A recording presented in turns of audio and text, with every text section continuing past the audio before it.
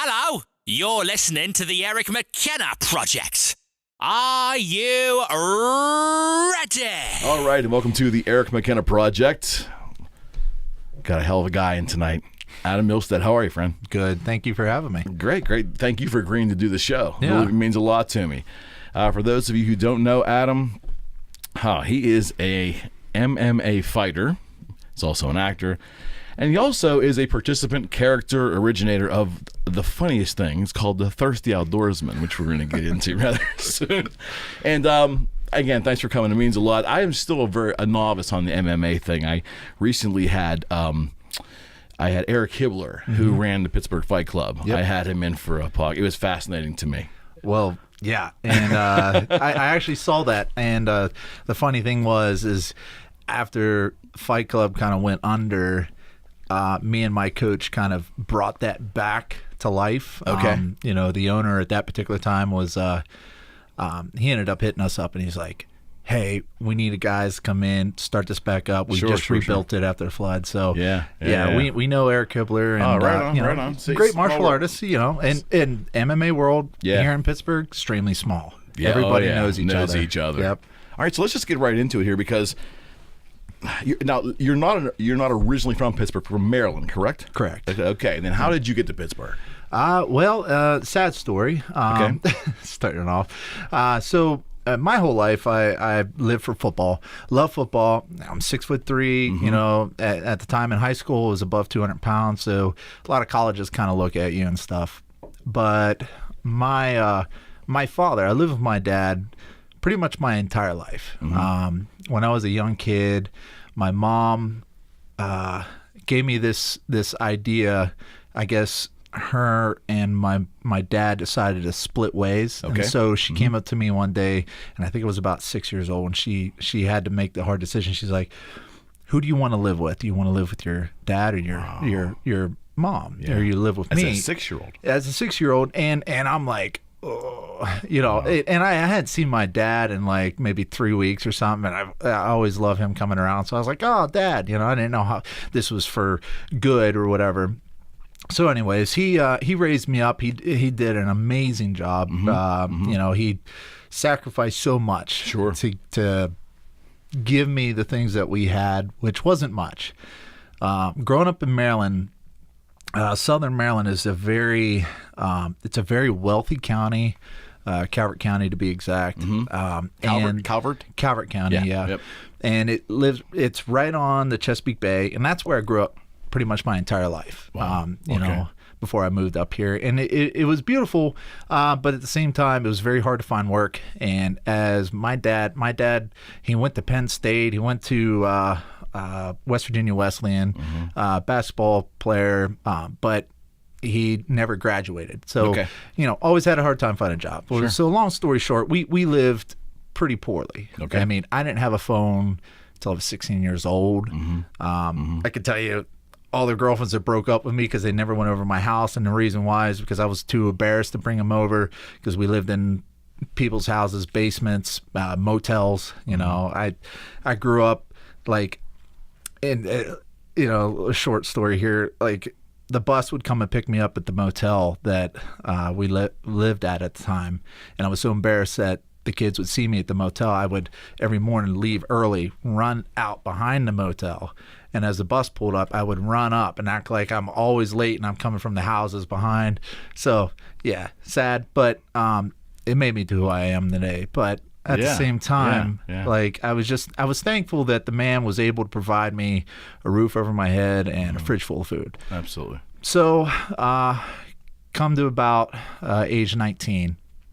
And I decided to, after I graduated, to take a year off, and I worked out because I had all these prospects looking at me, but the only thing was I didn't have the size. So I worked out. You didn't have the size? I didn't have the size. The position that I was looking at was defensive end and, strangely, punter. I was a decent punter. I think I held the record in my high school for the longest punt, 65 yards. Okay. But so I was looking at colleges and stuff like that, and I worked out and took a year off. Well, one morning I was on I was sleeping, and I woke up, and I was like, oh, we were going to go fishing this day. And so I got up and I brushed my teeth. I got ready, got dressed, and I went out to go wake my dad up. And when I went to go wake him, I felt cold. Right. And I realized that he had passed away in his sleep unexpectedly. He had beat cancer and everything like that when I was like 10 or so. But, eventually all the smoking and everything kind of took over his body, and then he passed away. So at age 19, I was literally on my own. I didn't have anything. I didn't know what to do, and it came time for me to make a decision, because we had discussed getting with Fairmont State, Fairmont, West Virginia. They're a D2 school, probably one of the biggest recruiting schools for West Virginia, which is what I wanted to do. I wanted to get in West Virginia, but I couldn't play. I was, like I said, too small. Okay. But I got that call, and I talked to the guy, and I went out to practices while my dad was still alive, and got a relationship with the team. Well, when it came time, he was passed away. I had to make the decision, so I called up Fairmont. I'm ready to come up, and the guy said, "Hey, I'm sorry, we already have 101 guys on the roster. You could walk on." Wow. Yeah, like he didn't even know my name. It was like, it was such a stab in the heart, and it was So like, you got like a double punch there. yeah. And I didn't know what to do. I called up my high school coach. I said, "Hey, I don't know what's going on. I had this set up, but they backed out on me. So what do I do?" And he said, "Hang on." So 2 hours later, I get a call from a guy from Geneva College up here in Beaver Falls, Pennsylvania. Very familiar with it. Yeah, so he gave me a call. It's a Christian college, and I was like, all right, cool. Me being a Christian and everything, I was like, this kind of works out. And, the only bad thing is they decided to switch to D3. And so at the time that I went up there, when I was talking to them, they were with the NIAA, which was still... that type of college was able to give out athletic scholarships. Right. We're able to give out as much money they want for athletic scholarships, which I would have probably gotten a full ride had I gotten there a year earlier. Wow. So I took the time off to get ready for football, when in turn I could have probably went on and had a full ride scholarship and gotten a college degree and everything like that. Anyways, I decided, okay, I want to go with this college. I need a place to go 3 weeks before camp. So I head up, meet with the coaches. I get rid of everything I have. I threw away everything. I took whatever I could in a truck, put it in a truck, and I hauled my butt up here. Starting fresh completely. Yeah, starting fresh completely. And, and I started my football career, my college football career. Now, what years were these? These were 2007, 2008. Okay. And, so I came up and I played football, and I did really well. I was defensive end, and I was backup punter.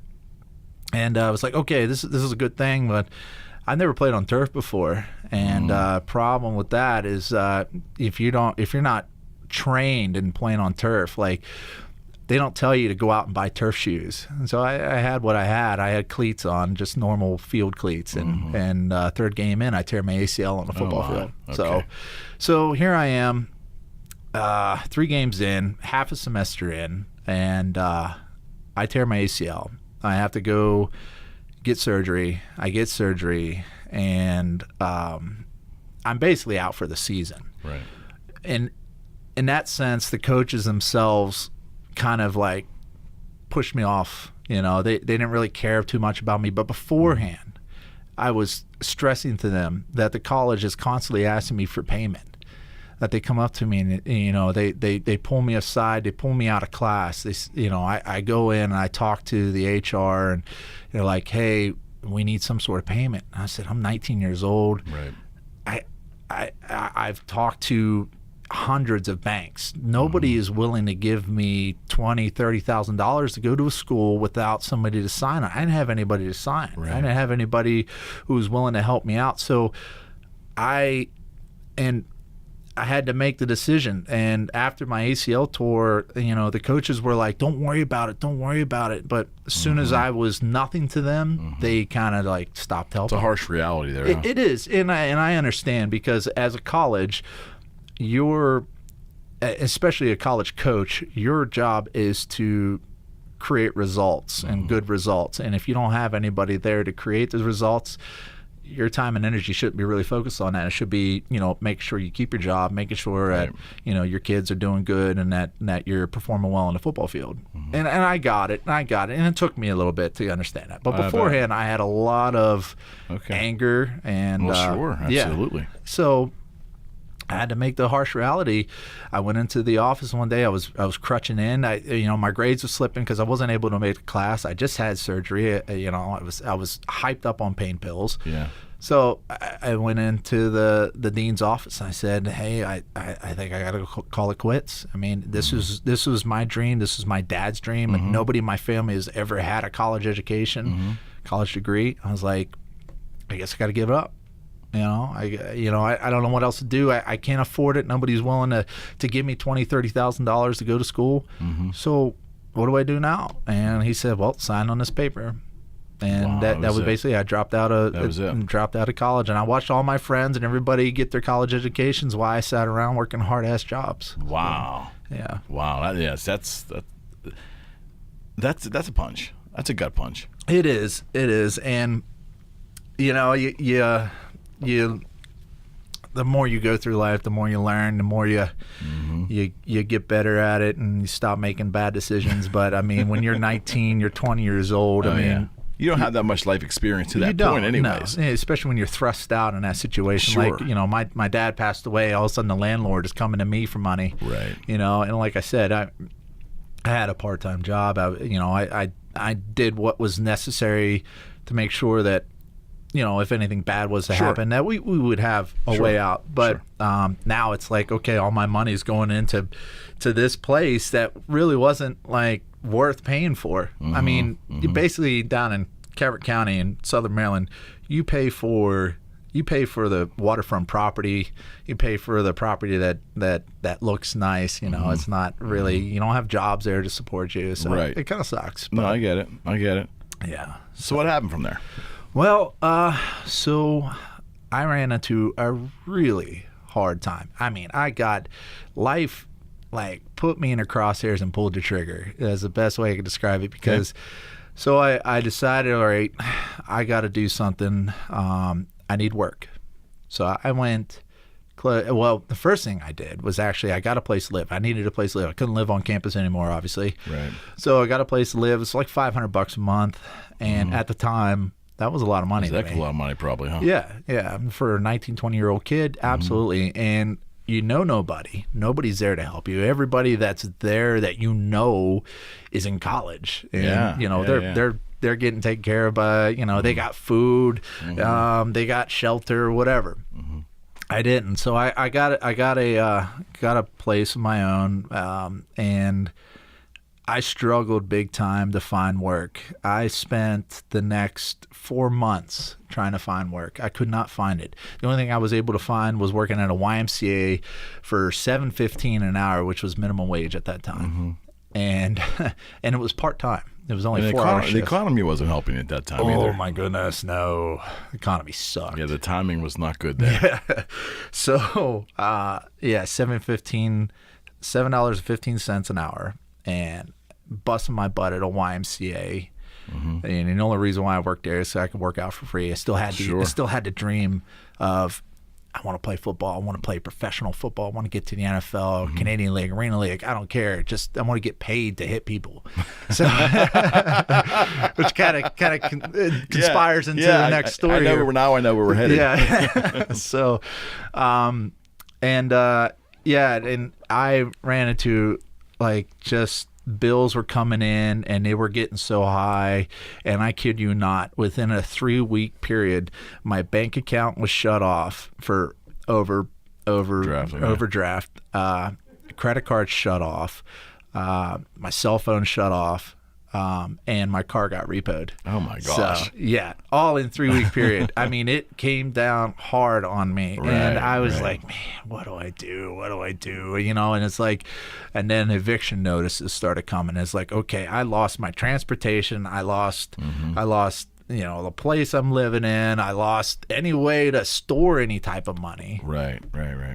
And there was a time that I got so poor that all I had was my mom she'd feel bad, and she's such an incredible woman. She didn't have much money to spare, but she would always send up, food packages to me. So, and I would indulge in that, obviously. And then, all I had at one point was a jar full of peanut butter. And I've told this story many times before. Like, the hardest part, I was 235 pounds at the time, and I lost 30 pounds within 3 or 4 weeks, and it was miserable because all I could eat was that jar of peanut butter. Right. My meal for the day was I would go out to the cupboard, I'd open the door, I'd grab the peanut butter, I'd take a spoon, take it out, I'd eat it. That was my meal. Wow. When I was at, and then I would get my paychecks from YMCA, which were nothing. I mean, nothing, like $200, like not even sometimes. Yeah. And the first thing I would do was go to McDonald's and I'd order something off the dollar menu, and I'd get and I was thinking that was heaven to me at the time. Like, a $1 cheeseburger was the most incredible thing I've ever eaten. Right.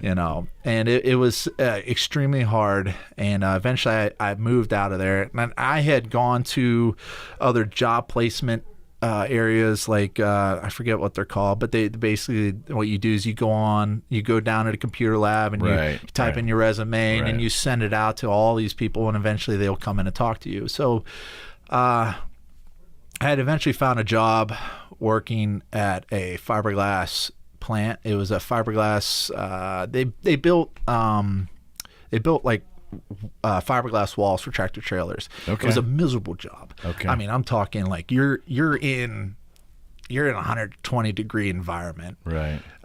You have an engine block that's this extruder that's pushing out 900 degrees of plastic, and these fiberglass strands go up in an extruder block, and you're supposed to stand over this thing and make sure that the strands don't break, and so you don't get a bleed out. And you do that for 12 hours. You did it from 7 p. I was on nights 7 p.m. to 7 a.m. and you get these little microfibers of fiberglass into your skin. It's the worst. I kid you not. Like, the shirts that I had, I mean, after that job was done, I had to completely throw away. That's awesome, yeah. So it was a miserable job. I probably took about 10 years off my life there. And but it provided a little bit of a paycheck. I was able to get a place in another place that was a little bit further down the road. Wasn't as nice. It was definitely like project type stuff, And I got this a little dangerous. Yeah, a little dangerous, but I did what I could. And then eventually I got a better job, and I started, kind of getting a life. I was starting to get like a schedule in my life. And this is early 20, right about now. Yeah, right? this is about age 21 or so. Okay. And so anyways, I'm sitting there, I'm bored as hell. I'm like, okay, I'm going to this job.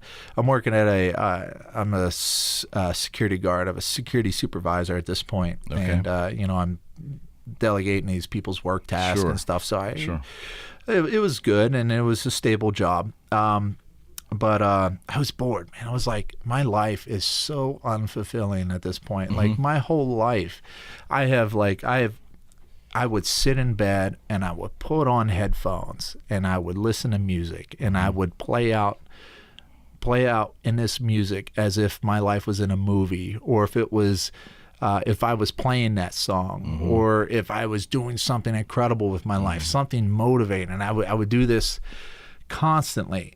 And at this point in my life, it was like that music wasn't even helping. It was like there was nothing to look forward to. And so one day I went out and I grabbed the mail, and I brought it in. I threw it down on the table. And I'm like, and I'm just looking through bills, whatever, And then I see the penny saver, and I'm like, whatever. And I look on the back of it, and there's an ad. And I mean, as cliche or as corny as that sounds, on the back of the penny saver said, "Try mixed martial arts, 30-day free trial." And back when I first started doing sports, I did baseball, I did football, and I did wrestling. Okay. And wrestling was probably, when I have kids, I will have them do wrestling more than do football, more than do baseball, because I believe wrestling is one of the most most enduring sport to be able to, you'll be able to build up your mentality, you build up your sensibility of responsibility, you build up the idea that hard work pays off, you know. And I love wrestling. But I was like, and I know MMA, and I was like, yeah, I watched MMA. I watched the Forrest Griffin and Stephen Bonner fight, and it was the greatest fight in UFC history. And I was like, and at that time, I was like, these guys are crazy. You never see me in there doing that. You know, me and my dad were sitting up watching that fight because it was the first fight that they televised live, you know, on cable television. And it was like, man, these guys are just hitting each other. It's incredible. It's like, but they're nuts. They're completely nuts. And so, but then I saw the ad, and it was like something struck me. It was like, I need something to do. I need something to do. I mean, God, just give me something to do. Latch on to something. Yeah. So I gave the coach a call. I told him, you know, I wrestled since I was like in, you know, 6th, 7th grade. Okay. And he's like, oh, awesome. He's like, can you come down tomorrow? And I'm like, yeah, all right, I'll make it a chance. You know, so I go down, I talk to him, and he has me in. He throws me right into class, throws me right in the mix of everybody, you know, and basically all I'm doing is wrestling these guys. And, you know, I start busting my butt. I was like, there was something there that I really liked. You know, I was going home, and as strange as this sounds, I would jump in the shower, and I'd hit the shower, and I'd feel like these bruises and scratches. And it was like, it was a little bit of a sense of fulfillment. I did something here to better my life. I did something that was incredible. You felt like you were alive. Yeah. Like I was like, okay, I wasn't going to a job 5 days a week and then doing nothing after that. You know, Right. I wasn't coming home and watching TV. I was going to work, coming home, grabbing my stuff, going to gym, you know, and I'm learning something new. I'm learning something that is it could benefit me out in the streets. At the same time, I was getting to know people. I was creating friends. I was creating a sense of camaraderie with the teams, and I was like, I like this. I really like this. And so I kept training. And as strange as it sounds, 2.5 months, which is kind of unheard of if you're starting a student out, you know, brand new, doesn't know anything about fighting. The coach came up to us. To the whole team. I was training with the team at the time, and he said, "Hey, we got a fight next month. Promoter just called me, asked if I had any guys willing to fight, and does anybody want to fight?" No, he was raising their hand, and I was like, "Okay, I'll fight. I'll give it a shot." You know, and granted, I've never been in a fight in my entire life. Wow. You know, my whole life, my whole existence, I have either walked away, you know, tried to be the better person, or me just being as, you know, a bigger person, you know, having the ability to wrestle, so kids never really argued with me, and I was always a nice guy. I always tried to get along with the cool kids and not the cool kids, you know. So never was in a fight in my entire life. And so I raised my hand. I have no idea. I was like, I don't know. I was like, oh, challenge. Okay. Raise my hand. So the coach is like, all right. He's like, you know what? I think you're ready, Adam. I really think you're ready. I was like, all right, coach, let's do this. And the coach name was Dan Ropo, by the way. He's still a very big part of who I am today. Sure. So we go to this fight. And it is the Where most... Where was it, Budget? This was in Yankee Lake. The promotion is called Yankee Lake Ballroom. It's run by a promoter called Chuck Haskell. And it was out in Brooksfield, Ohio. So at the time, Pennsylvania hadn't legalized mixed martial arts. It was still considered to be human cockfighting. As who said that? Human cockfighting. Yeah. Okay. I can't remember the guy who said that. Not heard that term before. Yeah, and that's crazy. I mean, obviously somebody who doesn't know the sport is going to say that. Well, sure. You know, because look at these guys beating each other in the face. Like, what's wrong with them? You know. So we go out to this fight, and I think there's 3 of us on the team that are fighting, and so we get there, and there's tons of fighters in there, And I'm like, oh boy. And I'm looking around. Who am I fighting? Because I don't know. Because at the time, the promoter didn't have like fights set up. He was just gonna, you're fighting him, you're fighting him, you're fighting him. And so we don't really know. We just, we'll sign a contract when we get there type of thing. So anyways, we get there, we see all the people in line, and everybody's getting ready to weigh in, and I'm weighing in, and I'm looking around, and I'm like, oh my goodness, who am I gonna fight? I mean, geez, like I'm getting ready to fight a guy I have absolutely nothing against. Like, right. What am I supposed to be? Am I supposed to be excited? Am I supposed to be happy? Am I supposed to be pissed off? Am I supposed to be like calm, relaxed? I don't know. Okay. I chose pissed off. So yeah, that probably served you well. Yeah, I chose be angry, And so there was this guy. He weighed in, and obviously this is my fighter. And I'm like, okay, cool. All right, this is my guy. Okay, I can kind of pick. What don't I like about him? I'm like,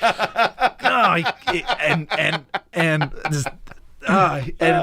it pissed me off now, but back then it was like, what happened? He came up and he shook my hand. I was like, you son of a bitch. Well, don't be nice to me, So,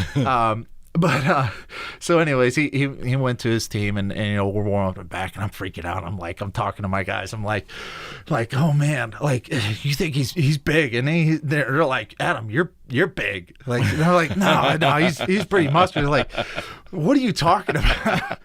So anyways, I'm walking it out, and this is I'll never forget this experience. They had me up listed as the 8th fight. And the crowd in there is packed. Right. I mean, it is packed. And back in the day when it was like still kind of new in this area, people like went to it, and they went to it in big groups, and there was a bunch of bikers there. There was probably this was like a barn. It was probably close to, I don't know, 500-600 people in this thing. Okay. It was nuts. It was so hot too. It was in the middle of July. Okay. I was like, oh my goodness. So I'm sitting there. I'm like, like I said before, I was like, am I happy? Am I, sad, or am I pissed off? Just be pissed off. Just be pissed off. So I walk out, and and I'm like, I got this mean look on my face. I'm looking down. I'm walking hard. I hear a guy in the crowd like, oh, this dude's pissed. The other guy's going to get messed up, pissed. Yeah. And I'm walking out, and I'm like, my heart's pounding like 1,000,000 miles per hour. And I'm like, oh my God, I can't believe I'm getting ready to do this. What the hell is wrong with you, Adam? Like, why would you do this? You could have done anything. You could have go back to school, become a lawyer or something, No, you decided to choose this. So I get in, and it was a ring. It was like a boxing ring, and I'm standing in a corner, and I'm all pissed off, and I'm looking at this guy, and he's just like, obviously he's a little more experienced. So anyways, we went out, and they rang the bell. We touched gloves. We threw the first exchange, and it was like I was wrestling. It was nothing different. Just now you can punch. Right. And I went out and I fought my hardest, and I did well. I think I put on a great show. People loved it. And then I'm sitting there, and we went all 3 rounds. Nobody finished anybody, and I'm breathing heavy. Never been so tired in my life.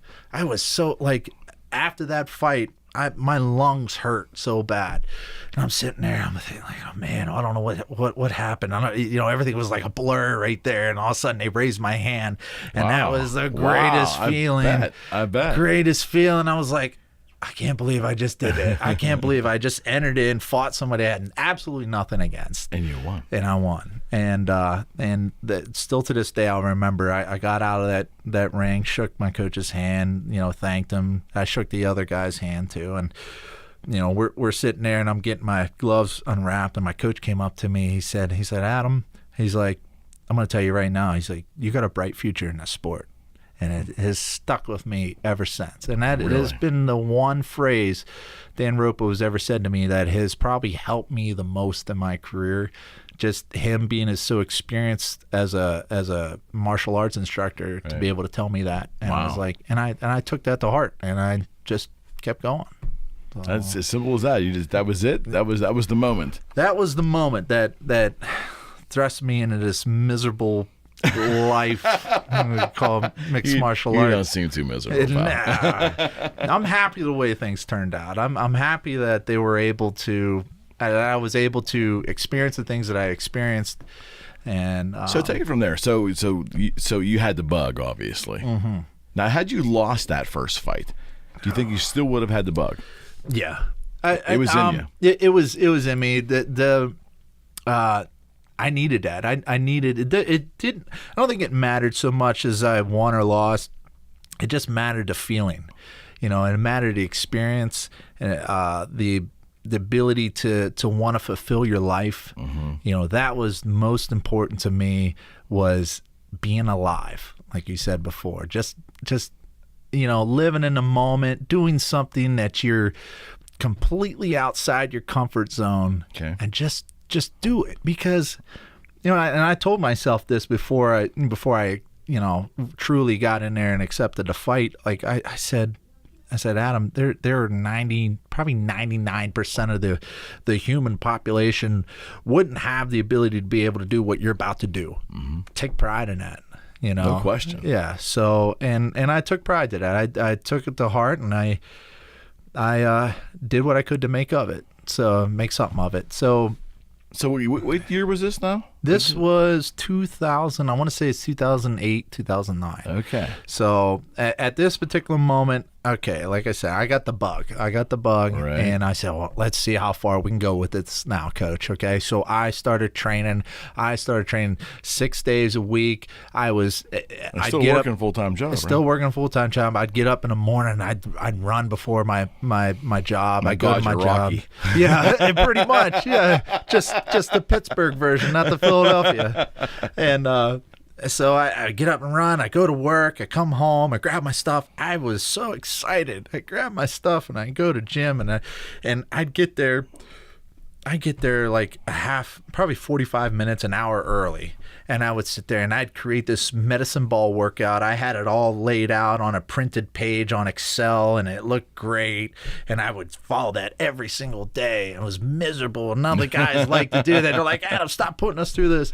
And it was exciting because I was building myself up. Mm-hmm. And the coach looked at me after a few fights. I had lost a few, so I understood what it meant to lose. And I got back on the track, and then I won a title, and I kept going. I won my first title in same promotion. Wow. And that was an incredible experience too, because I got rocked so bad in that fight. I think it's still on YouTube, and it was like this. I was beating the crap out of this kid, and he just caught me in the third round, caught me my hands down. I caught it right on the eye, and I remember it was the first time I ever got truly hit in a fight. Really? And, like truly hit. Like, I mean, like dazed hit, because I got hit, and I was like, oh. And this all happened within a split second. I thought, I just got hit pretty hard. Okay, I can't do anything at this moment. Is this what it means like to get rocked? And as I hit the ground, and we had a little scuffle there, and then we got back to our feet, and I took him down, and I won the title. Okay. And it was an incredible experience. I had what title was that? That was just the Yankee Lake Ballroom light heavyweight title. Okay. Amateur. That was still amateur at the time. Okay. And I had my whole team behind me. Everybody's going nuts. I mean, it was crazy. That's awesome. But I also understood at that particular moment the dangers of fighting too, because at that day I remember it was like flashes, and it still flashes to this day. And I remember after the fight, I'm in the corner all of a sudden taking pictures with all my coaches and friends. Then the next thing, in the back seat of my own car, somebody's driving me home, which was at the time, it was about a 2-hour drive home. Next thing I know, I'm at a bar and I got a beer in my hand, and then the next thing I know, I wake up in my bed the next morning. And so it really so you lost those moments in time then? A little bit, yeah. And it was those, like, that's what really got me understanding that this is a sport, but it is it's something else. Yeah, it's kind of hard to describe. It is extremely hard to describe. It's one of those things that there's advantages and there's disadvantages. There's problems with this, and just like with any sport, But this one, you know, it can affect the brain, and that's what happened. And I was getting affected there, and it like dawned on me, okay, I really need to start working hard now. I really need to start pushing myself. So let me try to get some clarification too, so I understand. You're a wrestler. So you become training for MMA. Yeah. But is there also the people you're fighting? They'll have elements. They'll have some martial arts backgrounds. And you didn't have that, correct? Correct. I didn't have that. A lot of wrestlers. Boxing? Did you box? I never boxed. Okay. Now I will say it was in the midst of that amateur career before I got the title that I understood I really like hitting people. You had an epiphany. Yeah.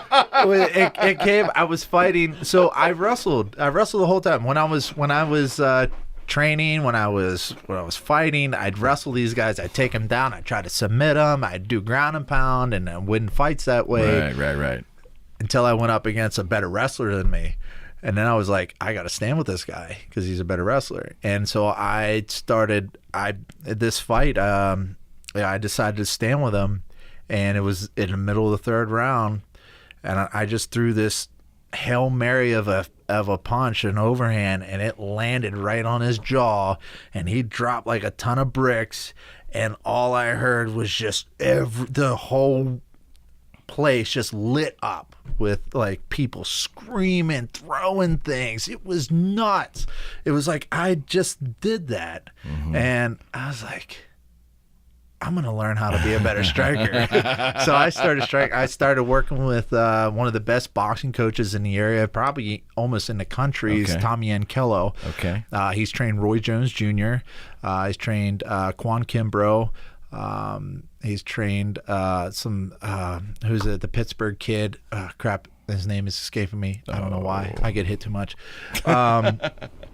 Anyways, he's an incredible boxing coach. I started working with him, and he got my hands where they need to be. And at the same time, I had Dan Bropo, who's worked with me the rest of the mixed martial arts. So, so I started building a name for myself, and it was you were still amateur at that time, right? I was still amateur, and I remember, Coach said, we need a nickname for you. We need, because you're at a point now, you need a nickname. He's like, I haven't met anybody who had the work ethic and the ability to be better than you. He says, you're in here, an hour before practice working out, and you're here an hour after working out. He's like, I want to give you the name The Prototype. And I was like, and at first I was like, you think prototype, you think like, okay, you got faults, you're not technically made perfect. But if you look it up in a dictionary, prototype means the perfect being, meaning the perfect emulation of what a fighter should be, or whatever it is that you're going through. Right. So anyways, I accepted it, and I became the my next prototype. question, because that was on my sorry. how'd that nickname come from? Yeah. You answered it for me. Yeah, and it stuck with me still to this day. So I was happy with it, and I wore it proudly. And I remember as the amateur career slowly became an end, it was time for me to become a pro. So talk about that? What was obviously, did you see it coming? Was it a goal of yours? How does that work? Do you just decide one day, I'm now a professional fighter? In MMA world, yes, that's what happens. Okay, it's like a lot of commissions will tell you if you have a winning record and you have at least 5 fights, you can go pro. Me, I didn't think that was enough, and so I took it to 10.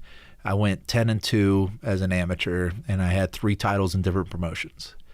So I was like, at that point, I was like, okay, now I'm ready. I'm ready to go in. So I decided to go pro, and it was extremely hard for me at first to find a fight. Because at that point I had already making a name for myself. People know who I am, and we start branching out to find fighters, and we'd find a guy, he'd accept.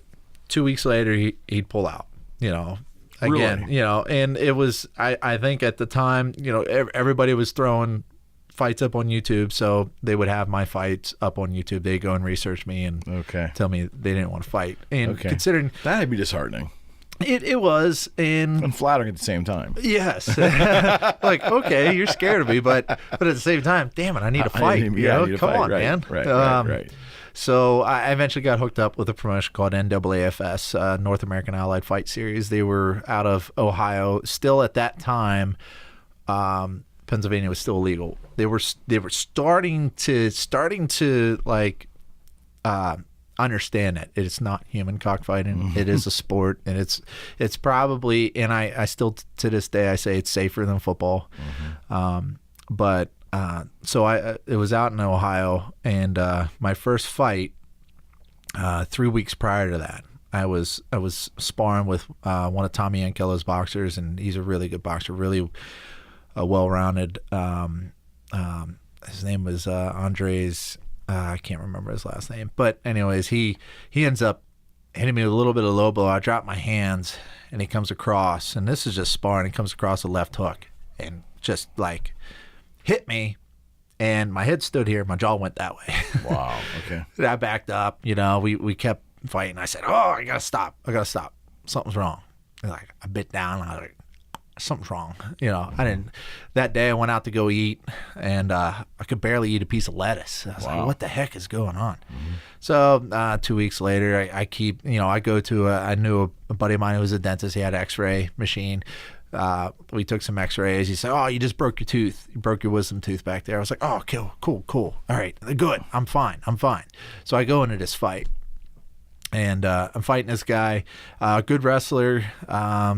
His next fight after me was in Bellator, so he's pretty well rounded. And this was my pro debut. This is the only guy that was able to accept the fight.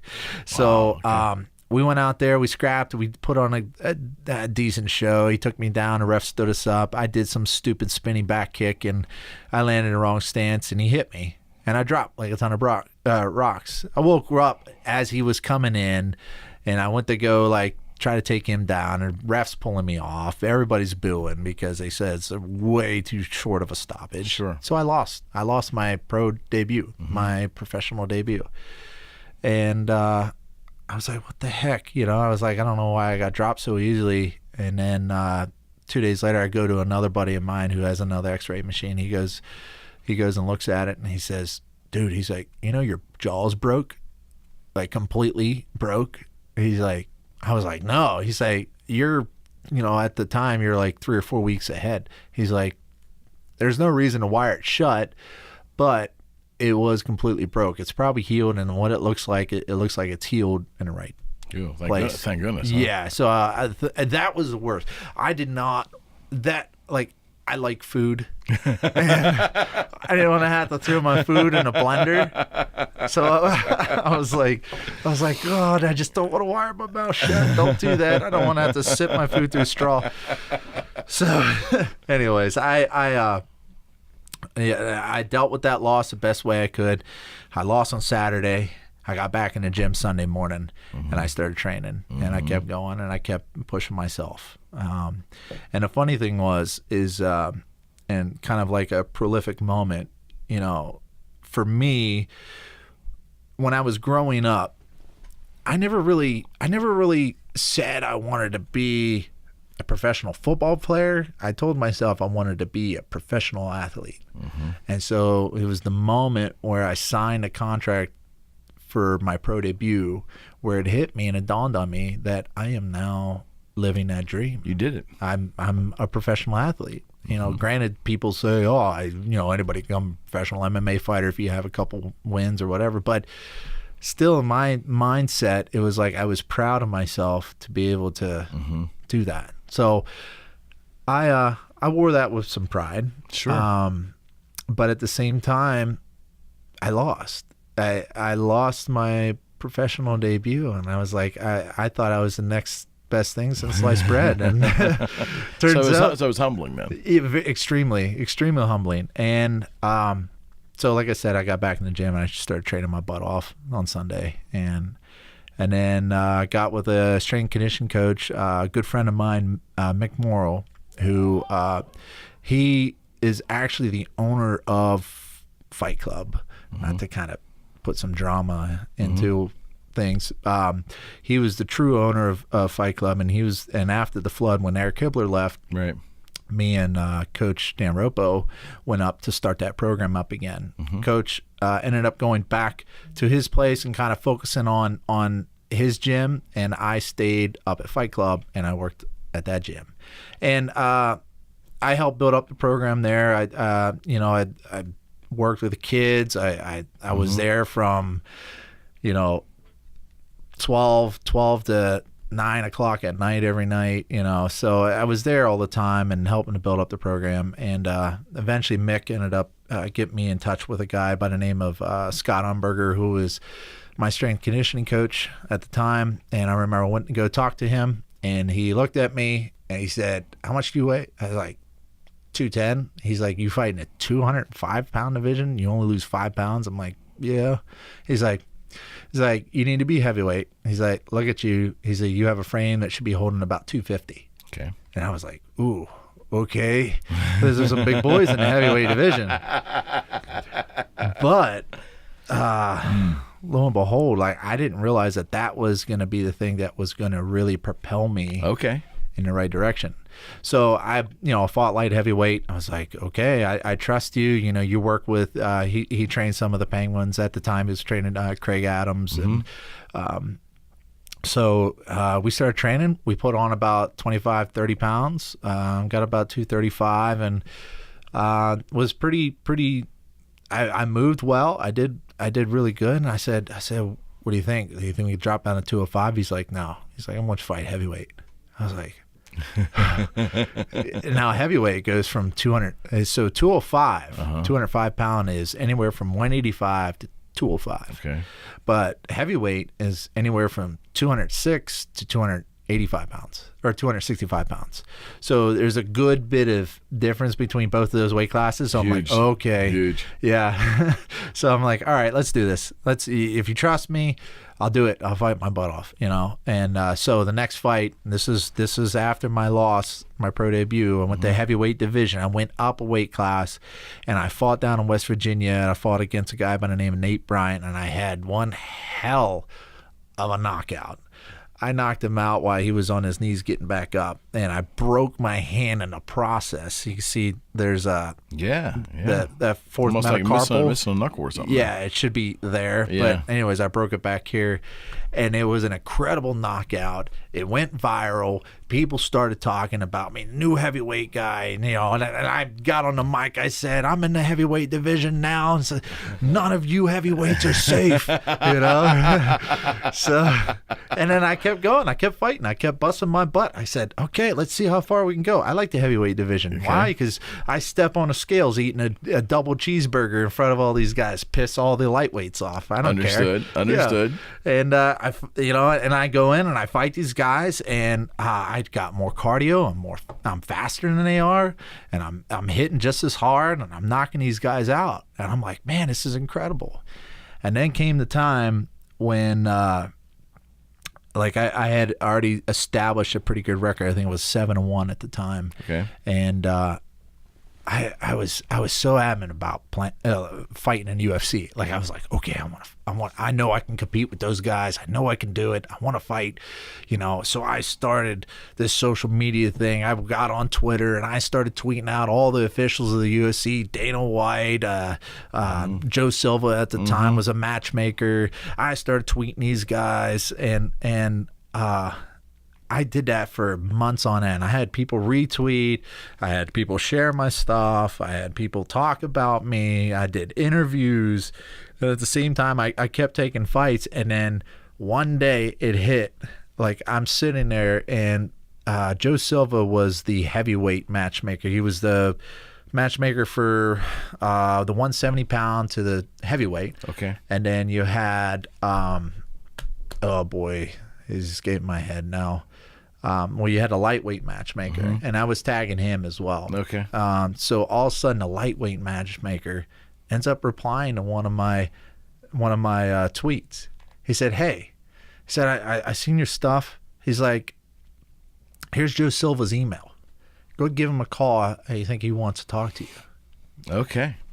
Yeah, I can imagine. I'm Right? freaking out at this point. I'm like, I have the ability right now to fight some of the best people in the world on the biggest stage in the world. It's coming down to this right now. Okay. What do I say to Joe Silva to make him? So I was like, I could be that guy. I could be that pissed off guy. I'd be like, I could beat anybody in the division right now. I could do this if you just give me a shot. He's heard all that before, though. Yeah, right? but exactly. He's heard all of that before, and so I was like, be nice, be humble, be respectful. And I replied back and said, hey, Joe Silva, I don't know if you know who I am. My name is Adam Milstead. I fight in Pittsburgh, and this is my record, and I would be honored if I can fight in the UFC if you just give me one shot. I don't care if it's for free, as long as I have the ability to do that. And he responded back after that, and the first line of the email said, hey, Adam, actually I do know who you are. And I was like, how about that? Yeah. I was like, oh my God. All right, so at this point, I'm like a schoolgirl, running around, So we start chit-chatting. It's kind of hard to picture, but we start chit-chatting back and forth, and Joe eventually, we kind of have like a little bit of a space. Like we didn't really talk to each other for about 3 or 4 weeks, and I told somebody about it, and he said, oh yeah, he's like, sometimes he'll do that, he'll talk to you, just not do anything. And I got really down on myself and stuff like that. And my manager at the time didn't realize that I had this conversation with him. So I told him a few months later. He's like, why didn't you tell me? So I guess he went and talked to him because he was good friends with him. And I'm sitting. The funny thing is, I had my phone on the sink. I went to go take a shower, and I heard my phone go off. And I just opened up the curtain and looked at it. And I see it's from my manager. He says, hey, Adam, guess what? You're in the UFC. At that moment. I threw my phone. I was all soap and suds, butt naked, running around my apartment like a little schoolgirl. And I was like, is this real? I was smacking myself. I was like, is this real? Is this real? And it's so crazy to think that, like at that moment, like all the sacrifice that I made, like dealing with my dad, leaving everything behind in Maryland, coming to Pittsburgh, ACL tour, deciding to take a fight, losing my car, everything, all of that came down to that one moment, that one text that says, congrats, you're in the UFC. And I was, I was, like I said, man, I was running around. I think I cried a little bit. Yeah, I bet. And it was, and for a lot of people, I know it's hard to explain because the sport is so new to that people don't realize that this is a sport, and it's just like the NFL. It's like if anybody gets a call from the NFL. Yeah, I was going to say, it's exactly right. If you got a call from the National Football League, you feel the same way. And so I was so happy, and he said, you can't really announce it yet. He said, just hang on. Let's hash out the rest of the details. So we hashed out a 4-fight contract, which is kind of unheard of for most of the debuts. Most of these guys they're like, okay, you get 1 fight, show us what you got, then we'll think about signing you. No, they immediately signed me to a 4-fight contract. And so that's been a So what year was that? That was 2016. Okay. So I had gone through a lot of fights since then. I had gone through a few knee surgeries. So I had one of my. Was it caused through training or caused during the fights? Actually, to be thankful, I never really. And most of the guys get hurt during training. I always got hurt because I went so hard in the cage when I was fighting. I got hurt then. So I got hurt my 4th heavyweight fight. I ended up winning, but I tore my knee halfway through the 2nd round, and I had to finish this guy or else I was going to lose. And then luckily I took him down, put him in an armbar, finished him. Right. So, and so I had a lot of surgeries. I was banged up at the time. I was still fighting, still doing what I could, and I got in the UFC, and then So, you're talking about training hard. You're talking about, now it was the real deal. This wasn't like a pipe dream. This wasn't like somebody just throwing you a bone. This was for real, 4-fight contract. You got people calling you up for interviews now. You got CBS Pittsburgh who's hitting you up on the phone. Right. You got UFC's making up this big profile about you, spreading the word, And so I was living a dream, man. And so my first fight, I went out. I was in Las Vegas at the Mandalay Bay. Had my best friend. That had to be incredible. Oh, yeah. Just the whole experience, though. Well, the experience itself, absolutely.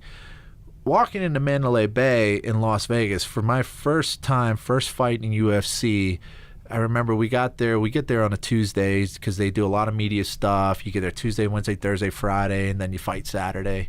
We got there Tuesday and we walked through. We're like, hey, can we walk through Mandalay Bay? I'm like, yeah.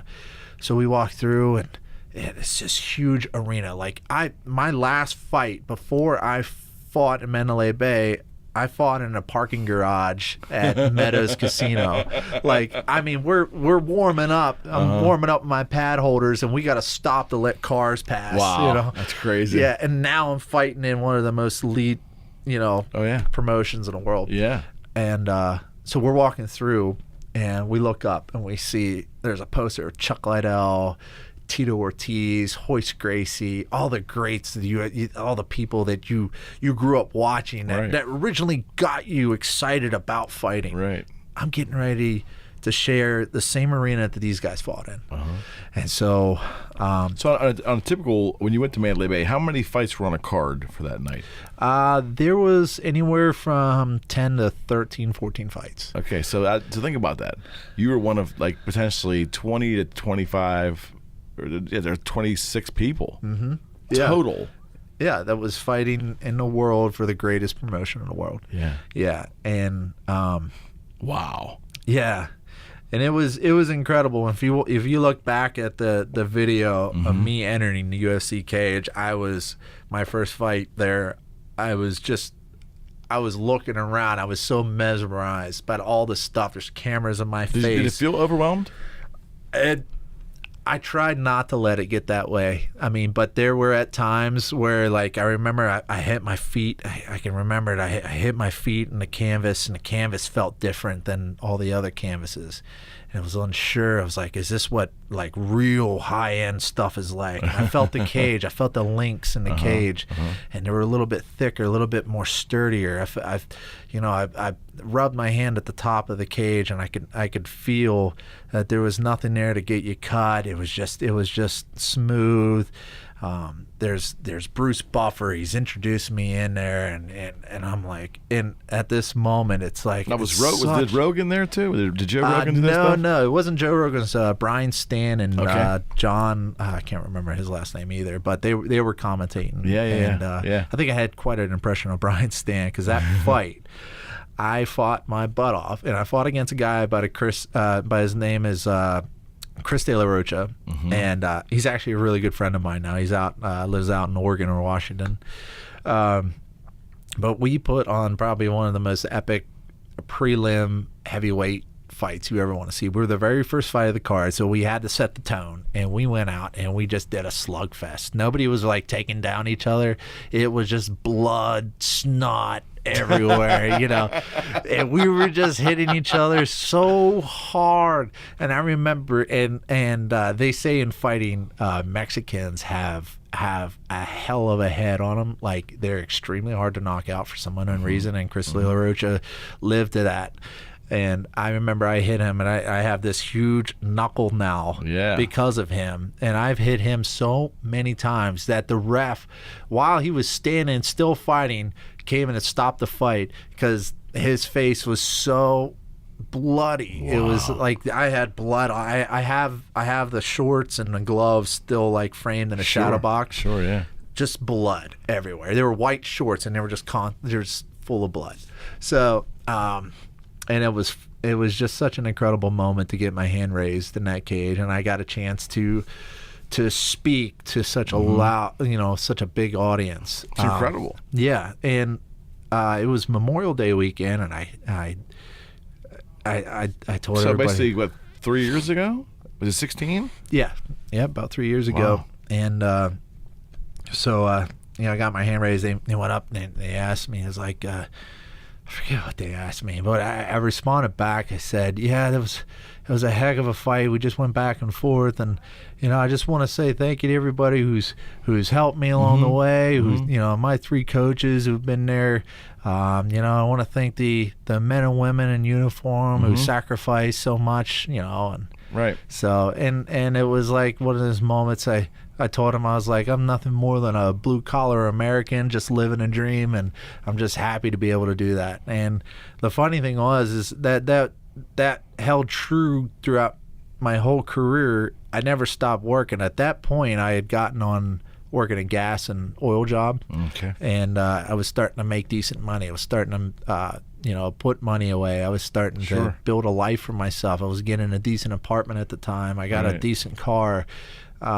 And so I couldn't necessarily give that up, because if I gave that up, I'd be back down to where I was money-wise. Right. People don't realize that UFC fighters don't make a lot of money.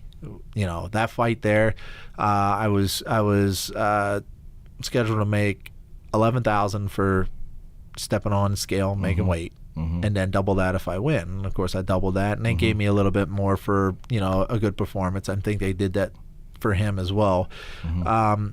But in turn, if you're only getting 2 to 3 fights a year, it's not really that much money. No. And I think that you got to give 10 or 20% of that to your manager. You got to give 10% of that to your cornerman, your coaches. So, and it's a little mini operation you got going on there. And then they take 20% for taxes, because they don't take taxes out. Right. That's what sucks. That's what gets you. So, that was about 3 years ago. That's correct. Have you fought? Now, you've said you had some surgeries, right? Have you fought since? Yes, I've had 3 other fights that didn't go according to plan after that. So that was my last. All my 4 fights, I've fulfilled my contract. My second fight I fought. Currently, right now, I think he's number 4, number 5 in the world heavyweight. Okay. His name's Curtis Blades, and went out there and. I did the best I could against him. He's a great wrestler. He took me down, slammed me. The very first slam, tore my ACL on my right leg this time. Wow. So I was fighting on a torn knee, and I got back to my feet, kept fighting, did the best I could, made it through the first round, went out the second round, stuffed one of my shots, and pulled my leg out. My right knee just gave out, just collapsed on live television. Super Bowl weekend, Super Bowl weekend, which was in Houston at the time. Super Bowl was in Houston. We were fighting in Houston. And so, and that took a lot out of me, because it tore my ACL, severely tore my MCL, but didn't need to be fixed, and messed up my meniscus. It took me over a year to get back. So I got back. I fought my next fight. I decided to go back down to light heavyweight. Okay. So I went back down to light heavyweight, because I was like, okay, these guys at heavyweight, they're big. When I fought Curtis Blades, I was 230 pounds at the time. He weighed in at 265.5, I think, which means by the time he fought, he was close to 280. Wow. So I was giving up 50, 60 pounds against these guys. Yeah, and I didn't think my knees were able to deal with that. I had already busted my butt up through the amateur and the semi-pro, if you want to call it, league. And it's just by the time I got to the UFC, I was so beat up. But so I decided to go to light heavyweight. I fought a guy by the name of Jordan Johnson. Guy was talking trash, trying to step up a fight. He's not very good at it, though. Anyways, went out. I threw hands hard. I hit him. He ran in, to give him a little bit of credit, he didn't go down. I rocked him every single round. People say I won the fight. He's cuddled me pretty much against the cage the whole time, if that makes sense. He just leaned on me like a ladder. And they gave him the fight because they considered him to be controlling the fight, when instead I was there to fight and he was there to cuddle. Okay. Anyways, I'm still a little sour on that. Yeah, it comes through. Yeah. So anyways, he wins, I lose. I go about my day. I keep training, keep busting my butt. Now, when I'm training, a lot of people don't realize this because they only see what comes to light, which is the fight.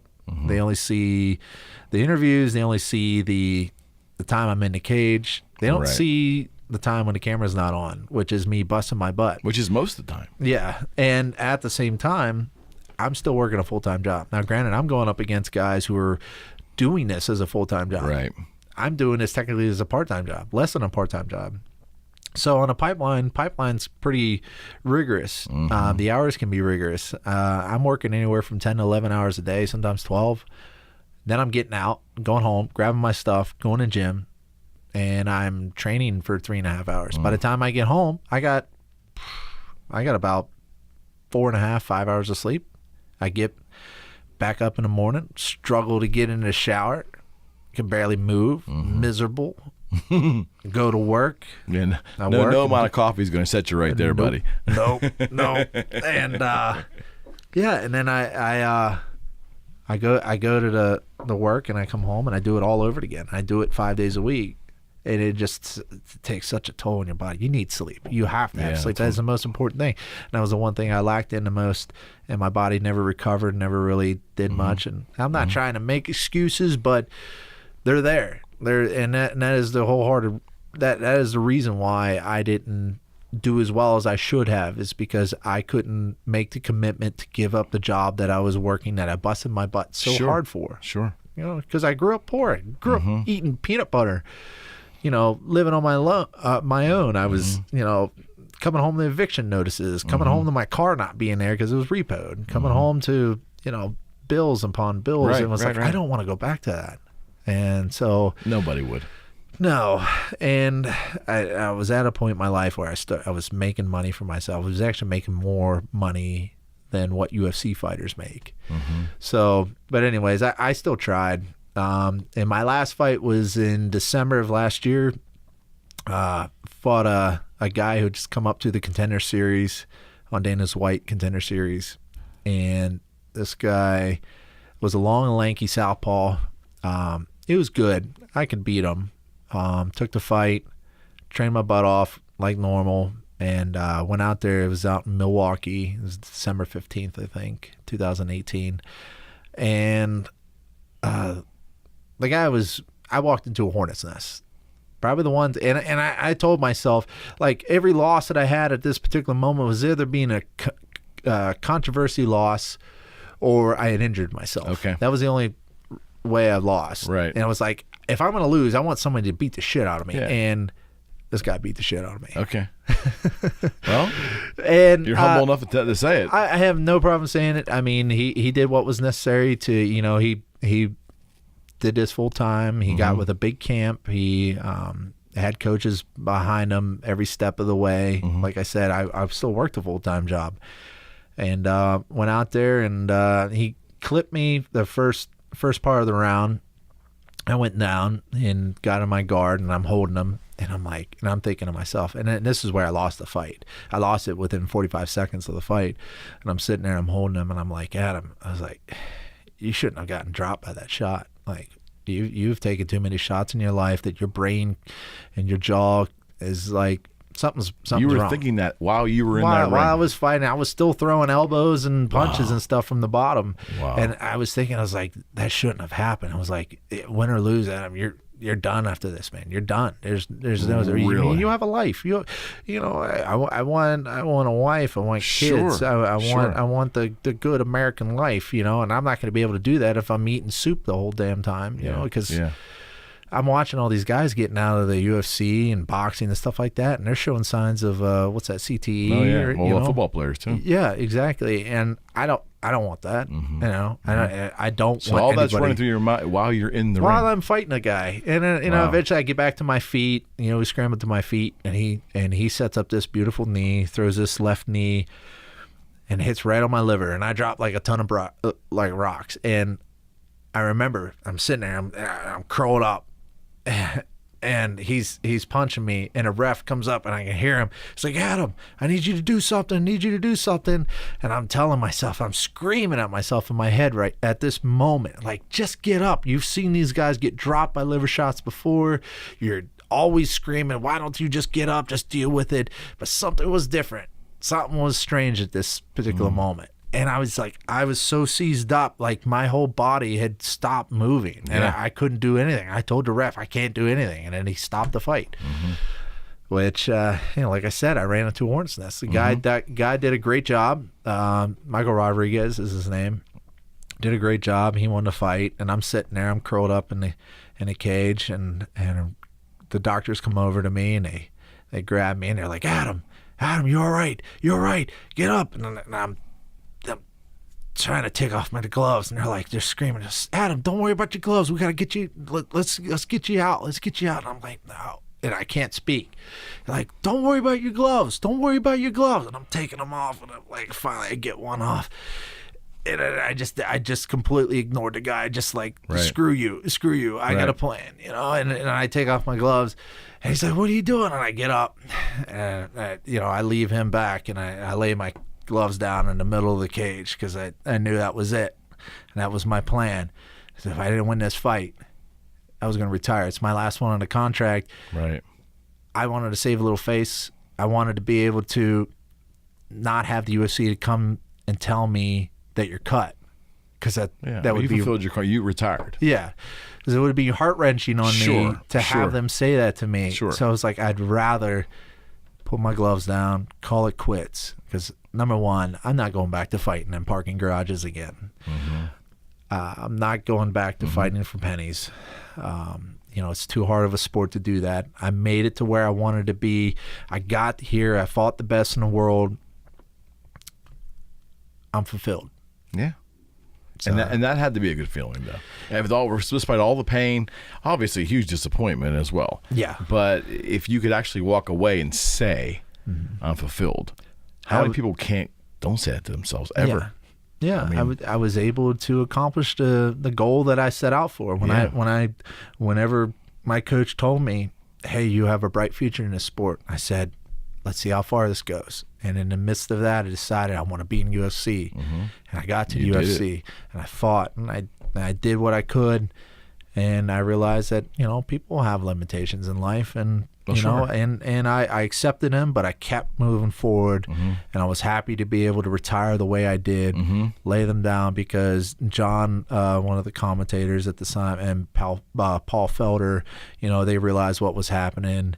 And I laid down my gloves. They had the camera zoom in on the gloves, and they gave me a farewell, on the mic and everything. And, I walked out, and the doctor came up to me afterwards. He's like, hey, I want to apologize. I didn't realize what you were doing. I said, it's okay. I totally understand. I couldn't speak, number one. But number two, this has been a dream that was fulfilled of mine. I was able to do it, but it's time to call it quits. So this was last December. This is last December. Okay. And are you still sore from that fight? Absolutely. It's only been 5 months. Yeah. Right? As a fighter, every fighter should be like this. As a fighter, you should always have one more fight left in you. And I do. You still have one left? Oh my God, yeah. And I could seriously go out right now, and I could fight. And it's not about winning or losing. It's just about the experience that you always gain from it. Is that why they never retire?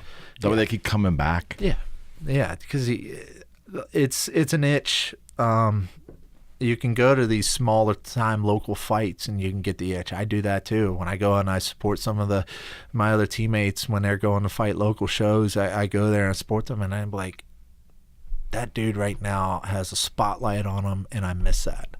Okay. So that's hard to put away, probably, then. Absolutely. So are you officially saying you are retired, or you're still unsure?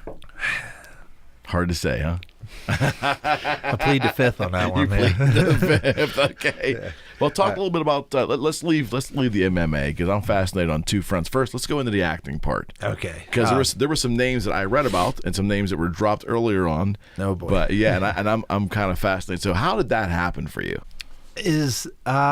So the start of it was in the middle of my amateur / pro career, there was a group of, I guess, filmographers, and these guys had a movie that was going to be filmed here in Pittsburgh, and they came to our gym, and they were looking for fighters. They were looking for boxers or fighters. Right. And so I ended up being there. I was training at that day, and they came down, and they told us what the whole deal was, and they took pictures, like headshots of all of us and stuff, and our numbers and everything. And I'm like, all right, thank you. And then they left. I thought it was real weird. I was like, what the heck is that? You know? And about 3 or 4 days later, I get a call from one of the directors of this movie. The movie's called One for the Money, and if anybody's ever seen it, it's an incredibly horrible movie.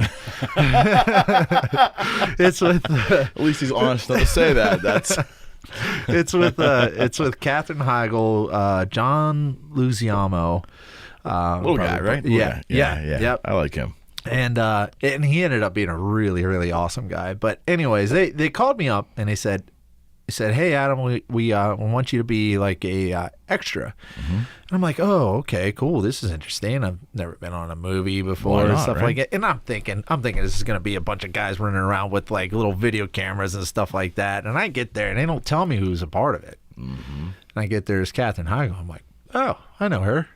And then John's there too. John comes up and talks to me, and like he's really interested about like MMA. And I talked to him. I was like, yeah, man. I was like, I watched you in a couple movies and stuff like that. And so I was like, wow, this is actually a pretty big deal. And then I'm looking at all the sets as I walk in. It's incredible what these guys do. And I'm like, man, this is incredible. It was a A-rated Hollywood movie. Yeah. And I was like, you guys do realize you're in Pittsburgh, right? Like, this is Hollywood, but. So anyways, they line all the extras up, and the director's going back and forth and looks at it. And out of like 20 guys, she looks at me and she goes, come here. She's like, can you hit the heavy bag? I was like, of course I can hit the heavy bag. Are you kidding me? So I was born to hit the heavy bag. I was like, yeah, I can hit the heavy bag. So I went. She's like, show me. So I started hitting the heavy bag, and she's like, perfect. She's like, great. Okay. So they set me up on this, like, they have everybody off doing like, this scene. It was like a big gym scene. Sure. And they have everybody kind of doing their own thing, hitting things or working out or something. And they made me a featured extra. Like, out of all these guys, they picked me, and they put a camera right here and a camera like right here. And I'm like, oh, okay, this is interesting. And he told me, all right, so you're gonna hit the heavy bag. And I was like, all right, cool. And they say, by the way, don't hit any of the cameras because of course not. Just one of those cameras is worth over $250,000. Right. I was like, oh, okay. At that point, I realized this isn't a real deal. So like, this is a real like thing. So I was like, gotta get in the mode of being a fighter. Okay. Which is easy. So anyways, I started hitting the heavy bag, and we did one take. And then she's like, okay, do another one. Another take. Then we do another one. Then we do another one. Then we do another one. She's like, okay, great. Now I want you to remove the gloves. So I have to hit. Now they have this idea that all gyms are like Rocky Balboa gyms. So they created this gym. I'm hitting a heavy bag that's duct tape to high heaven. Like, I'm like, we would normally get rid of this bag because it's a safety hazard. But okay. So anyways, I'm hitting this thing, and I just got. They didn't send you into the meat locker, did they? And start punching on No. So I was waiting for that. I was like, beat up this Delmonico steak for me. Thank you. So they have me hitting this heavy bag, and they told me to take the gloves off, and so now I just have like hand wraps on, which is it's just pieces of fabric covering the knuckles, and I'm hitting this thing, and I'm doing everything, and it's a scene with John Luciano. He's looking down at me, and he's telling me things. I'm supposed to nod my head, and I'm supposed to hit and do a combination. It's like your 5th or 6th session. Oh, right? this is close to my 20th take. I mean, this is like a literally a 6 or 7 second scene. And so I'm hitting this heavy bag. Oh, I'm my going God. back and forth, and I can feel my knuckles starting to split. And I'm like hitting this thing back and forth. And finally, after like 30 takes, I am a sweaty mess. Because they come in, they put on glycerin on you and stuff like that to make it look like you're sweaty and stuff. But they didn't need it. And anyways, so I did that.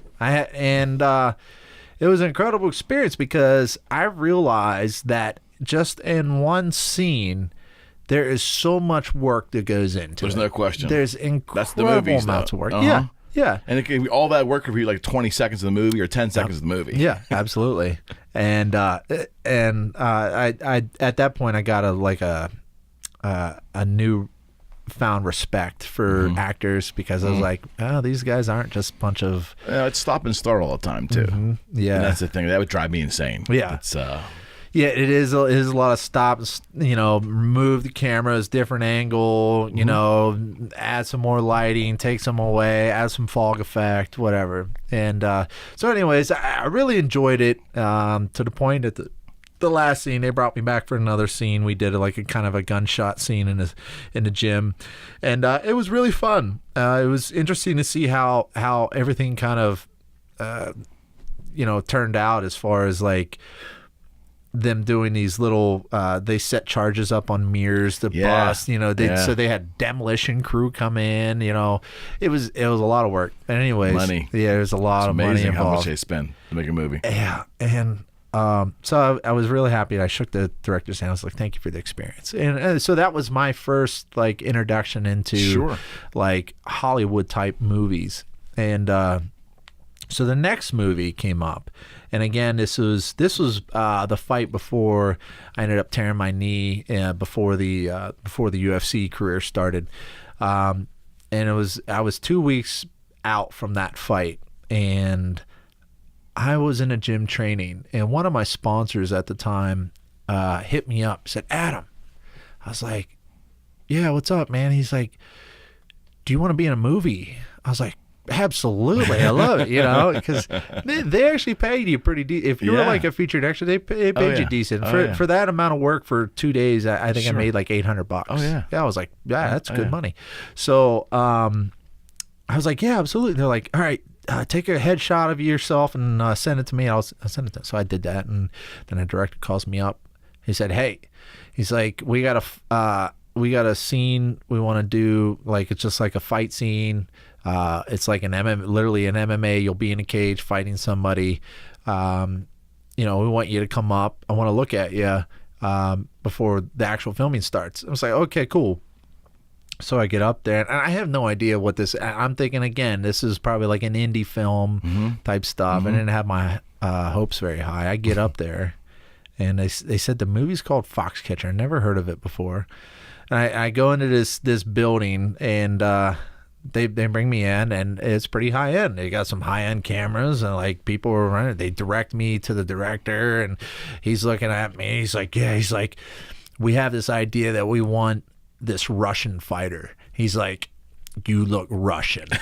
I was like, Strasvucha, Das Vidanya. Okay. So, so I was like, cool. All right, this works out. And then they're like, oh, okay, everybody on set, quiet, and so I had to be quiet. And I look over, and here comes freaking Channing Tatum. It's crazy. Channing freaking Tatum throwing a bag around, and they're filming him in this abandoned building. And I'm like, what did I get myself into? I was like, oh, this is cool. Well, whatever. I was like, cool. I saw Channing Tatum. So I leave, and the director tells me, hey, be at this set at this particular time, and stuff like that. So I get there, and they rush me in to go in the makeup studio. They're like, hey, we need you to go into makeup. I'm like, I'm a dude. I don't wear makeup. What are you talking about? Welcome to Hollywood, buddy. Yeah. So I'm like, okay. So they sit me down. Director comes over. He's like, yeah, we're going to cut his hair right here and stuff like that. Do this. I'm like, oh my God, okay. This better be worth it. Better see the good paycheck. So You're cutting my hair, man. Yeah, I know. And so they're cutting my hair and stuff, doing makeup and everything. And this guy next to me turns around. He's like, hey, man, what's up? And I look over. It's freaking Channing Tatum. That's very cool. Yeah. And I'm like, That's very, very cool. I'm like, Yeah. holy hell, man. I was like, oh, good to see you, dude. I know who you are. He's like, I bet. and then he, the next thing he said, he's like, so I guess we're going to be fighting each other here. And I'm like, what? Me or you talking about? He's like, yeah, we're going to be fighting each other. I was like, are you sure? He's like, yeah. I was like, holy hell. I was like, that's incredible. I was like, well, I'm honored. He's like, oh, great. You know, and I told him, I was like, but wait, I got to fight in 2 weeks. I don't think I can lose right now, man. I got to win this thing. He's like, nope. He's like, read the script. You ain't winning, pal. Yeah. So we spent, so we get in there, we get out to the cage. And Did he have any knowledge of what he was doing? surprisingly, so, you know, we all know where Channing came from. He was a stripper, whatever, dancer, whatever, and made his way up through the ranks and stuff like that. You never really heard about him doing any type of martial arts. He did one movie. It was called Fighting, and his technique was horrible. I could pick that apart. But this was a wrestling movie. So this movie was about... it's about the Schultz brothers, who both of them were Olympic gold medalists. And here in Pittsburgh, a little bit above Pittsburgh, there was a place that was run by the name of DuPont. Oh, yeah. DuPont was a millionaire. Was that in Pittsburgh or Philadelphia? Or was it was somewhere around there. It was, and it the was guy more was in the crazy country. and shoot somebody or something. There was Yes, a murder. Exactly. I remember so that. you heard this. So yeah, this he is was a movie DuPont, about that, right? Yeah. And they were wealthy beyond words. Oh yeah, big in horses and stuff. Yeah, that was so this movie was about a real life story About him. Yeah. Okay. So, okay. So supposedly, at that time, he had created this. He was very infatuated with wrestling, and he liked the idea that wrestling was so strategic yet kind of barbaric in a sense. It doesn't involve a ball thrown through a hoop or something, but also in the idea that he wanted to bring pride ship back to the USA. Because at that time, wrestling was kind of controlled by the Iranians, the Russians. Okay. And so he wanted to bring wrestling back to MMA, or back to the USA. So he started this facility called Foxcatcher. I remember that. Yeah. And he invited the best wrestlers in the country, paid them money, paid them like a monthly or weekly salary. They would come up and they would train and wrestle. And Dave Schultz was the brother who ended up eventually getting murdered. Yeah, it all went horribly wrong there. Yeah. He came up and he was like the head coach and was probably one of the greatest wrestlers in American history in the world. Wow. You know, so anyways, he came up and was so infatuated with him. I think the storyline doesn't go this way, but I think he made some sexual advances. Yes, but at the time, it wasn't because he wasn't gay. It was because he had, I think at the time he had syphilis or something. It got to his brain and made him crazy. Okay. So at that particular time, like he got so off track while in training. You know, he would go in and I guess he was out firing a gun and he would shoot it at the ceiling and stuff like that and freaking everybody out. And then one day he just lost it. Right. And Dave, I don't know if he was threatening on leaving or something like that, but he ended up shooting him dead. I mean, it was like cold blood murder. So this was the movie made about the story. Yeah. And so Channing Tatum played the other brother. I can't think of his name for the love of me. Okay. But the real story set it was in Delaware, wasn't it? I think it might have been something like that. I think you're right. Okay. So Channing Tatum played the brother. Dave was played by Mark Ruffalo, who's the Hawk. That's what you know him as. And then DuPont was played by Steve Carell. Wow. Okay. Yeah, which is a great cast. So I was like, this is I think I incredible. might have seen this movie. Yeah, you might have. It for somebody who hasn't wrestled, it's an extremely slow movie, but eventually it kind of like speeds up really quick at the end. Right. But anyways, so that was the plot of the movie. And at the end of the movie, the other Schultz brother actually fought in the UFC. He fought UFC number 2, the very first, Really? or very second one. He fought a guy by the name of Gary Goodrich, Okay. who was African American, who was technically who I was supposed to be playing. So Okay. didn't work out as far as I guess they just kind of wanted to go a different direction to make it like kind of a little bit. So there was some interpretation. Hollywood threw their spin on it, obviously. Yeah, they put their spin on it. So I was a Russian guy, and my name, my name was. Don't tell me it's Igor. No, close, close. Ivan. No, there's. I guarantee you got the other one. Igor, Ivan. Think. Oh, this is gonna give it away. I think vampire. Go ahead. You think what? Vampire. I don't know. Vladimir. Oh, Vladimir. on. Of course. Yeah. Vlad, right? Vlad. Yeah. Vladimir. So my name was Vladimir the Prototype Milstead. So Nice. So I got to keep my Nice. my nickname. Very cool. But anyways, we got in this cage and it was filmed at the Monroeville Convention Center. Oh, yeah. Familiar with it. Yeah, and they had about 400 or 500 people of extras in the crowd, and we spent 17 hours. I kid you not, 17 hours of me and Channing Tatum walking back and forth, pre-fight type stuff, like just looking at each other. And what they had to do is they had to change camera angles, then they had to change the crowd, then they had to change those camera angles, then they had to change the How extras. do they do that? How do they do that for a living? I don't know. I mean, it's like, it's yes, they work hard, and yes, they don't work hard because it is union. And it was funny. I spent 17 hours in the cage with them, and then we did a fight scene. The last like 5 or 6 takes, we kind of made up our own. You know, I would throw like a jab cross, and he'd go under and pick me up. And going back to what you said, this Channing Tatum, like, you know, Know what he's doing. that.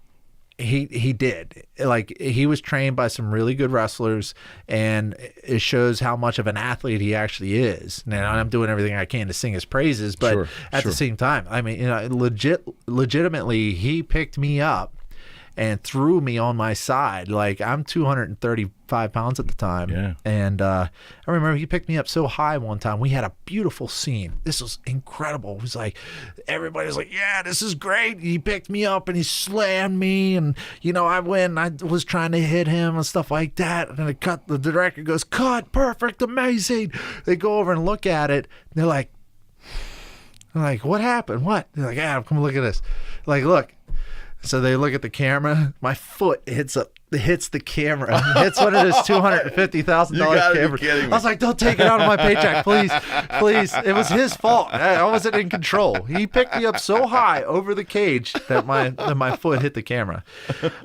So I was really amazed by how well he was able to really kind of dig into being a wrestler. And then when I went there the first day to actually see him working on a bag for wrestling, the way wrestlers work, he looked like a wrestler. And I was like, I was really surprised. So there was some authenticity to his his role. Yeah, he really put a lot of work into it. And so it was cool to be a part of that. I bet.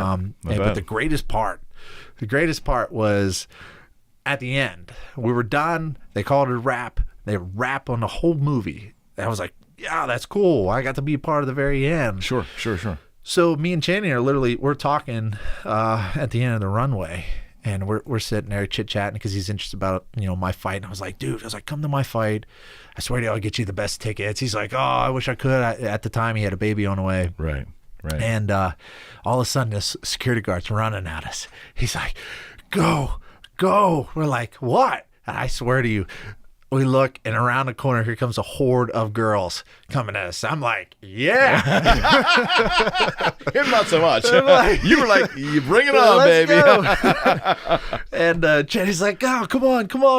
And like the security guards push us out. We get out. That's crazy. We get outside where the trailers were. Apparently, they knew where it was. They come back around the side of the building. They bombard us. And like Channing's taking pictures of all these girls. Everybody wants a picture. I'm taking pictures with girls. They don't even know. Like, we love you, Adam. Like, you don't even know me. But okay. Yeah, don't argue, pal. They just wanted to be. Yeah. I had Channing Tatum's scent on me. So we took pictures and stuff like that. Channing nudged me. He's like, "Hey man, come on, let's go back." So we go back to his trailer, and he pulls out a pack of Coors Light and a whiskey bottle. He's like, "Let's hang out." He had a couple of the other one of the other wrestling coaches and a couple of other guys come in, and we sat there. A real guy. Yeah, just normal. Yeah, he was a normal, down to earth guy. He's like a real professional when he's on set.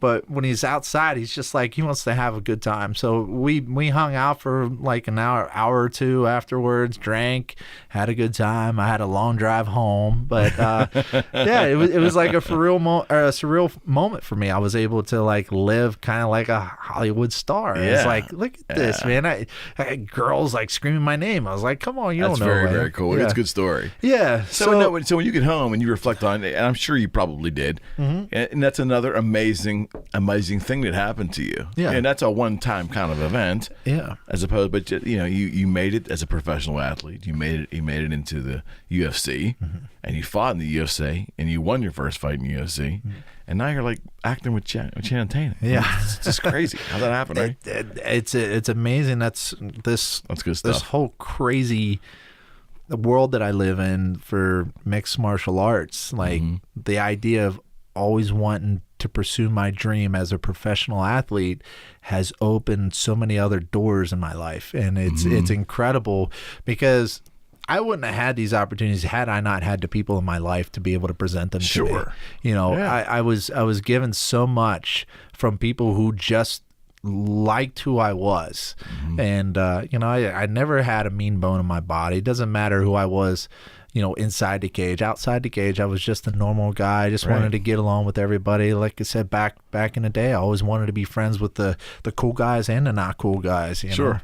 So it turned out to be a really awesome time in my life, and it showed that if you're passionate in something, if you're truly passionate in something, and you do what you can to excel in it, even when in the end it doesn't work out, it's going to open up so many other doors for you. And if you can just have faith and understand yourself that, you know what, I'm going to go balls to the wall and do what I can to make myself here, that there's going to be things that I can branch off in.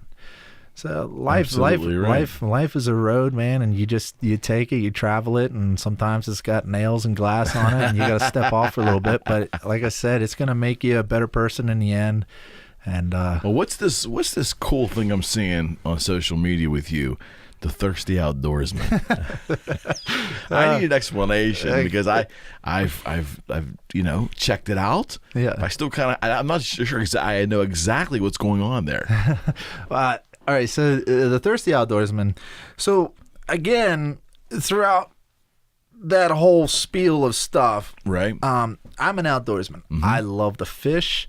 I recently just got into hunting. I love hunting.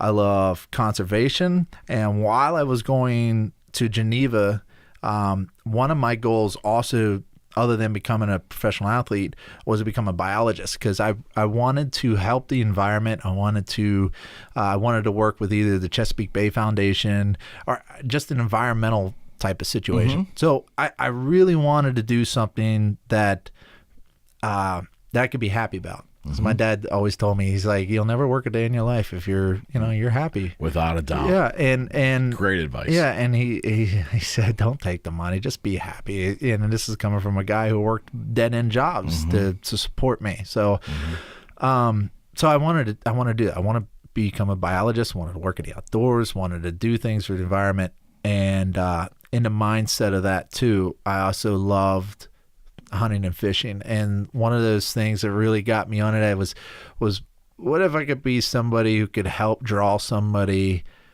to hunting and fishing? Or because I'll tell people, even though that, hunters, we take we kill animals and stuff like that, but it's also our licensing and our permits and our everything else and our taxes that we pay for that go into the conservation of animals. Same thing with fishing. And I said that's one of the greatest ways that you can get somebody out there who care about the environment if they enjoy their time. So I wanted to be like an outdoor host, an outdoor show host. And so I fooled around with little things. At that time, YouTube was starting to get big, Facebook and everything, and everybody's looking at videos. And I had this little program that was called Windows Movie Maker, and it was very I'm familiar. So, and I started going out and making my own videos, and they were extremely poorly done. And I was just having fun though. It got me outside because. Kind of like on a sadder note too, my whole life I had done fishing and hunting with my dad. Sure. And he was really the only one that I was like interested in showing what I did that day. Like, look what I caught. Look, I did this. And now that I don't have him, it's like, I don't really have much of an audience really to kind of express my love for the outdoors. And so social media kind of provided that, and having an outdoor show kind of provided my ability to be able to do that. So I started up a lot of weird ones. The first one I came up with was it was a fishing episode or a fishing show called KO the Fish. One more time, please. KO the Fish. I was I don't know. I was like, I'm in MMA, or maybe I'm out there knocking out the fish. You know what I'm saying? And so we tried that. We tried Real Impact Outdoors. I got with a buddy of mine at that time, and he ended up having a kid, and then we kind of parted ways. And then I don't know. I came up with the Thirsty Outdoorsman because I was like, I need something that's like original, something that nobody's come up with. Because Real Impact Outdoors, everybody's come up with Impact Sanity Outdoors. Sure, it's something that's kind of like boom there. Nobody came up with Thirsty Outdoorsman. I was like, I am thirsty for the outdoors, and I am an outdoorsman. Thirsty Outdoorsman. And you do drink beer once in a while. Well, that's the thing. So the thing was, I made this up. I was like, this is cool. And so I presented it to a few buddies of mine. They're like, what do? You like go drinking and then go fishing? I was like, no, I'm thirsty for the outdoors. I mean, I like beer, but so that's great. My buddy Tyler ended up he was doing his own thing with an outdoor show, and then he saw what we had going on, and he's like, hey man, I want to help out. And so we kind of collaborated together on the Thirsty Outdoorsman. And we've actually had some episodes that went out on a few local channels and stuff. We got 2,200 followers. On the Facebook business page. On You're doing something right. And we got up to 7,000 on the Instagram. Unbelievable. So we're doing our best. So but at the same time, and you're having fun, right? Yeah, but we're having fun, and that's the important thing is we're out there and we want to provide our experiences and show what we're going through and show that all these people are like, oh, I want to go to the Florida Keys and fish for bonefish, or I want to go to Colorado and hunt elk and stuff like that. And we kind of show them that if two guys like us can go out and do this, like-minded people, like you could do this too. It's no big deal. It's just just there's always a way to do things. If you love it enough, you can find a way to do it. Absolutely right. And why do you think people don't do that enough? I mean, a lot of the shows that we've had to this point, which have been with really accomplished people like yourself, like people that have their field and they just go for it. And I so relate to that. And if I could do anything in this life, it would be to try to show others that, you can choose your life. You can choose a life of sitting on your hands and observing other people and maybe wishing to do things, but it's within you to go do what you want to do. Yeah. And we can't obviously make people do that. Right. But to me, I've never really thought going for whatever I wanted in this world. I mean, I've done some crazy things. They didn't all work out. They never do. Yeah. But that was never hard for me, though. It was exciting to me. But I guess that some people don't view it that way. Why do you think people just don't ultimately go for, knowing that we only have one life, Why don't they jump at it? Why don't they just dive into it? I can tell you right now, I feel like in yourself, you may have had things in your life that have shown you the confidence that you have now. And I believe that many people in this life don't have the confidence to be able to do what they want, but they have the ability. They have the talent. They have it. Yeah, everybody has it. Some people might have to work harder, but in the end, it's you can be shown all the doors in your life, but if you're not willing to walk through them, you're never going to experience things. You're never going to really push yourself to what you want in life, and for yourself too. I can guarantee you were probably at one point in your life where you said you took it where you want this, and then you decided to make it into you need this. And when you make the necessity to want to need things, then it's like it becomes a survival mode. Because if you don't do that, you're going to die.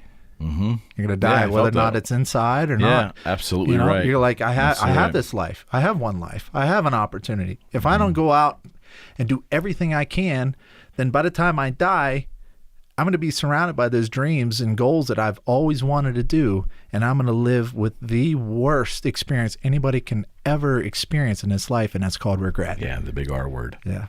And I think that's so prevalent, and I love the fact that, we live in an amazing country, the greatest country on the planet, and we have a great philosophy, and we have free will. And if someone truly wants to be very low-key and passive and laid back in their life, they have the ability to do it. God bless them. I'm fine with that. If you're happy, that's all that matters. Absolutely. But I think there's a lot of frustrated people. I use this phrase a lot, that people sometimes live in quiet desperation. And I think nothing could be worse than thinking that I could go do that. I know I can do that. Like, I have my skill sets there. I can do that. I can see myself doing something like that. But not to ever at least try, that could be extremely regretful as you get older. And I just don't want that. No, it's not a good way to live. It's not a good way to live. And, that has been something that has plagued me in times too. It doesn't matter. However you go about life, if you decide you want to do something, you go out and do it. It depends on how big of the regret that you'll have in doing something or not doing something in general. So, like, even with fighting, yeah. Oh man, I got to the UFC. I did that, but something I'll kind of regret, or maybe not regret, but look back on the what ifs. What if I gave up my job? What if I sacrificed more? Every human's going to have that. Every human's going to have that. Yeah, so the idea is to kind of reduce those as much as you can. Absolutely right. Yeah. Absolutely. Yeah. And if you have what ifs, this is what I say. If you have what ifs that stem from decisions you made, reaching your goals that just could have gone left or right, and you chose right, maybe you should have went left. Those are minor compared to the regret of never taking the first step. Right. That's the biggest what if. Well, what if I just took that first step to go do something? Yeah. Well, like you were saying, those little what ifs. Now, so instead of creating regrets out of those, instead what we should use those to do, because one of the best things you could do in life is to leave it a better place than you were when you entered it. Amen. Is to show the people who are younger than you, or who are getting into what you're getting into, and telling them that the what ifs that you had, because those are the negative things that you kind of went through. And if you can help somebody not go through those what ifs, and you're going to help them further along, and that's a great way to live. It's the best way to live. Yes. That's the best way to live. It's been good, my friend. Yeah, absolutely. Well, yeah, thank you you for come back having and me. see me again? Absolutely. More Red Stripe? We'll have more Red Stripe. We'll have more stories. Just before we split, how can folks reach you? Obviously, the Thirsty Outdoorsman on Facebook.